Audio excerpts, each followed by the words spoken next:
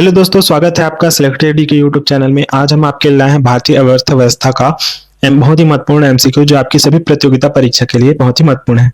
तो चलिए शुरू करते हैं। पहला प्रश्न है, भारतीय अर्थव्यवस्था का स्वरूप क्या है? आपके विकल्प है पूंजीवादी अर्थव्यवस्था, समाजवादी अर्थव्यवस्था, मिश्रित अर्थव्यवस्था या साम्यवादी अर्थव्यवस्था। सही उत्तर है दोस्तों मिश्रित अर्थव्यवस्था। दोस्तों मिश्रित अर्थव्यवस्था का अर्थ है जहां सार्वजनिक क्षेत्र और निजी क्षेत्र दोनों का अस्तित्व होता है। उदाहरण के लिए जहां एक तरफ रिलायंस, टाटा जैसी प्राइवेट कंपनियां हैं, वहीं दूसरी तरफ रेलवे, डाक विभाग जैसे सरकारी संस्थान भी हैं। अगला प्रश्न है, मिश्रित अर्थव्यवस्था का क्या अर्थ है? आपके विकल्प है जहां कृषि और उद्योग दोनों को समान महत्व दिया जाता है, जहां सार्वजनिक क्षेत्र और निजी क्षेत्र दोनों साथ साथ कार्य करते हैं, जहां अमीर और गरीब के बीच की खाई कम हो, या जहां केवल भारी उद्योगों पर ध्यान दिया जाता है। इस प्रश्न का सही उत्तर है दोस्तों जहां सार्वजनिक क्षेत्र और निजी क्षेत्र दोनों साथ साथ कार्य करते हैं। अगला प्रश्न है, बंद अर्थव्यवस्था वह अर्थव्यवस्था है जिसमें विकल्प है आपके केवल निर्यात होता है, मुद्रा आपूर्ति पूरी तरह से नियंत्रित होती है, घाटे की वित्त व्यवस्था होती है, ना तो निर्यात होता है और न ही आयात होता है। इस प्रश्न का सही उत्तर है दोस्तों न तो निर्यात होता है और न ही आयात होता है। अगला प्रश्न है, भारत की कुल श्रम शक्ति का लगभग कितना प्रतिशत भाग कृषि क्षेत्र में लगा हुआ है? आपके विकल्प है लगभग 35%, लगभग 48 से 54%, लगभग 65% या लगभग 25%। सही उत्तर है दोस्तों लगभग 48% से 54%। भारत की कुल श्रम शक्ति का लगभग 48 से 54% भाग कृषि क्षेत्र में लगा हुआ है। अगला प्रश्न है, छिपी हुई या अदृश्य बेरोजगारी का मुख्य रूप से क्या अर्थ है? आपके विकल्प हैं जब बड़ी संख्या में लोग बेरोजगार होते हैं, जब श्रमिक अपनी इच्छा से काम नहीं करना चाहता, जब किसी कार्य में आवश्यकता से अधिक लोग लगे होते हैं और उनकी सीमांत उत्पादकता शून्य होती है, जब पूरे साल में केवल कुछ महीनों के लिए काम मिलता है। इस प्रश्न का सही उत्तर है दोस्तों जब किसी कार्य में आवश्यकता से अधिक लोग लगे होते हैं और उनकी सीमांत उत्पादकता शून्य होती है। अगला प्रश्न है, संरचनात्मक बेरोजगारी का मुख्य कारण क्या है? आपके विकल्प हैं अवस्फीति की स्थिति, कच्चे माल की कमी, भारी उद्योगों की प्राथमिकता, अपर्याप्त उत्पादन क्षमता। इस प्रश्न का सही उत्तर है दोस्तों अपर्याप्त उत्पादन क्षमता। संरचनात्मक बेरोजगारी वह बेरोजगारी होती है दोस्तों जैसे कि संरचना बदल जाए, जैसे पुरानी तकनीक की जगह नई तकनीक का आना, लेकिन श्रमिकों के पास नए युग के कौशल की कमी होती है, इसे संरचनात्मक बेरोजगारी कहते हैं। उदाहरण के तौर पर लेंगे, जैसे पहले टाइपराइटर की जगह कंप्यूटर आया, वे लोग जो कंप्यूटर चलाना नहीं जानते थे वे बेरोजगार हो गए। इसे तकनीकी कारणों से उपजी संरचनात्मक बेरोजगारी कहेंगे। अगला प्रश्न है, छिपी हुई या प्रचंड बेरोजगारी से क्या तात्पर्य है? आपके विकल्प है बड़ी संख्या में लोगों का बेरोजगार होना, जब श्रमिक अपनी इच्छा से कार्य नहीं करना चाहता, किसी कार्य में आवश्यकता से अधिक लोगों का नियोजन होना जिससे उनकी सीमांत उत्पादकता शून्य हो जाती है, शिक्षित लोगों को उनकी योग्यता के अनुसार काम ना मिलना। इस प्रश्न का सही उत्तर है दोस्तों ये रिपीटेड क्वेश्चन है शायद, किसी कार्य में आवश्यकता से अधिक लोगों का नियोजन होना जिससे उनकी सीमांत उत्पादकता शून्य हो जाती है। अगला प्रश्न है, राष्ट्रीय ग्रामीण विकास संस्थान कहाँ स्थित है? आपके विकल्प है नई दिल्ली, शिमला, हैदराबाद, पटना। सही उत्तर है दोस्तों हैदराबाद।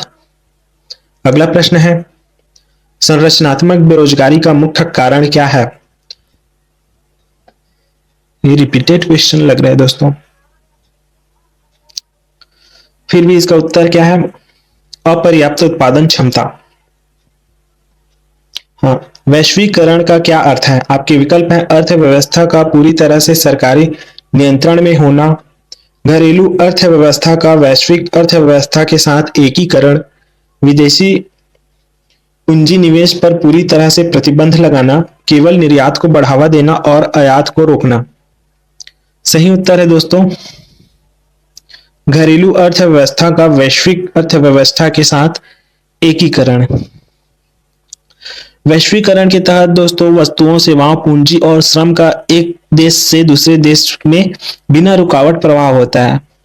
भारत में इसकी शुरुआत 1991 में हुई थी। वित्त मंत्री डॉक्टर 1991 में वित्त मंत्री डॉक्टर मनमोहन सिंह के नेतृत्व में एलपीजी उदारीकरण, निजीकरण और वैश्वीकरण सुधारों के माध्यम से इसे अपनाया था। वैश्वीकरण के कारण ही आज भारत में विदेशी कंपनियां जैसे एप्पल, सैमसंग व्यापार कर रही हैं और भारतीय कंपनियां जैसे टाटा, महिंद्रा विदेशों में अपना विस्तार कर पा रही हैं। अगला प्रश्न है अंत्योदय कार्यक्रम का मुख्य उद्देश्य क्या था? आपके विकल्प है शहरी बेरोजगारी को दूर करना, अनुसूचित जातियों के जीवन स्तर में सुधार करना, गरीबों में भी सबसे अधिक गरीब की सहायता करना, अल्पसंख्यकों का विकास करना। इस प्रश्न का सही उत्तर है दोस्तों गरीबों में भी सबसे गरीब की सहायता करना। अंत्योदय योजना की शुरुआत सबसे पहले 1977 में राजस्थान से हुई थी। 25 दिसंबर 2000 को अंत्योदय अन्न योजना शुरू की गई, जिसके तहत गरीब परिवारों को बहुत कम कीमत जैसे 2 रुपए किलो गेहूं और 3 रुपए किलो चावल पर अनाज उपलब्ध कराया जाता है। अंत्योदय शब्द का अर्थ है अंतिम व्यक्ति का उदय। यह विचार मुख्य रूप से पंडित दीनदयाल उपाध्याय की विचारधारा पर आधारित है, जो समाज के सबसे निचले पायदान पर खड़े व्यक्ति के उत्थान पर जोर देते हैं। अगला प्रश्न है किस राज्य को अत्यधिक कुपोषण के कारण भारत का इथोपिया कहा जाता है? विकल्प है आपके बिहार, मध्य प्रदेश, उड़ीसा, उत्तर प्रदेश। इस प्रश्न का सही उत्तर है दोस्तों मध्य प्रदेश। मध्य प्रदेश में बच्चों और महिलाओं में कुपोषण की दर बहुत अधिक रही। इथोपिया एक अफ्रीकी देश है जो ऐतिहासिक रूप से भूखमरी और कुपोषण के लिए चर्चा में रहा, इसलिए तुलनात्मक रूप से मध्य प्रदेश को यह नाम दिया गया। अगला प्रश्न है मानव विकास सूचकांक किस अर्थशास्त्री की देन है? आपके विकल्प है एडम स्मिथ, अमर्त्य सेन, महबूब उल हक, किन्स। सही उत्तर है दोस्तों महबूब उल हक। मानव विकास सूचकांक महबूब उल हक अर्थशास्त्री की देन है। ये अर्थशास्त्री पाकिस्तानी अर्थशास्त्री हैं जिन्होंने 1990 में HDI मानव विकास सूचकांक दिया था। भारतीय अर्थशास्त्री अमर्त्य सेन ने भी इसमें महत्वपूर्ण सहयोग दिया था। HDI की गणना 3 मुख्य आधारों पर की जाती है। पहला है जीवन प्रत्याशा, शिक्षा और प्रति व्यक्ति आय। अगला प्रश्न है मानव विकास सूचकांक HDI की गणना में निम्नलिखित में से कौन सा मानक सम्मिलित किया जाता है? आपके विकल्प है जन्म के समय जीवन प्रत्याशा, शिक्षा, प्रति व्यक्ति सकल राष्ट्रीय आय या उपर्युक्त सभी। इस प्रश्न का सही उत्तर है दोस्तों उपर्युक्त सभी। अगला प्रश्न है UNDP की मानव विकास रिपोर्ट में भारत को किस श्रेणी में रखा गया है? आपके विकल्प है उच्च मानव विकास श्रेणी, मध्यम मानव विकास श्रेणी, अति उच्च मानव विकास श्रेणी, निम्न मानव विकास श्रेणी। इस प्रश्न का सही उत्तर है दोस्तों मध्यम मानव विकास श्रेणी। अगला प्रश्न है बंद अर्थव्यवस्था, रिपीटेड हो रहा है दोस्तों। सही उत्तर है दोस्तों इसका ऐसी अर्थव्यवस्था जिसका विश्व के अन्य देशों से कोई व्यापारिक संपर्क नहीं होता, बंद अर्थव्यवस्था कहते हैं।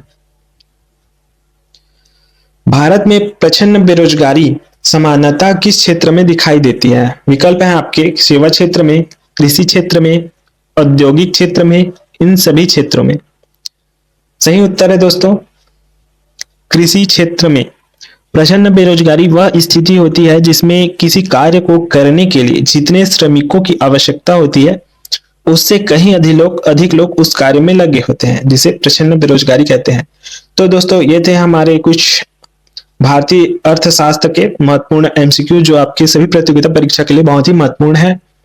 ऐसी ही जीके जीएस की जानकारी पाने के लिए सिलेक्टेड जीके यूट्यूब चैनल को जरूर सब्सक्राइब कीजिएगा। मिलते हैं नेक्स्ट वीडियो में, तब तक के लिए बाय।